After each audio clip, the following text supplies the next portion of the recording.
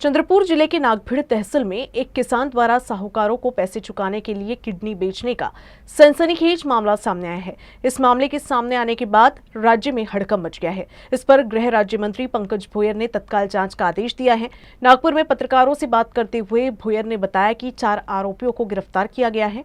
इसके साथ ही उन्होंने आरोपियों के खिलाफ कड़ी कार्रवाई करने की बात कही है।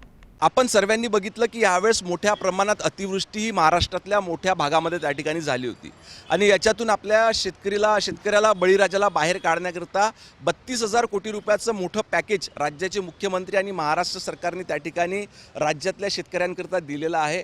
याच्यानंतर देखील भविष्यात आपला शेतकरी हा कायम कर्जाच्या याच्यातून बाहेर पडावा, तो चांगला बनावा, स्वावलंबी बनावा, याच्याकरता चांगली एक नवीन योजना सरकार त्या ठिकाणी आखते आणि निश्चितच राज्याच्या मुख्यमंत्र्यांच्या नेतृत्वामध्ये या राज्यातला शेतकरी हा एक चांगल्या दिशेने मार्गक्रमण करेल।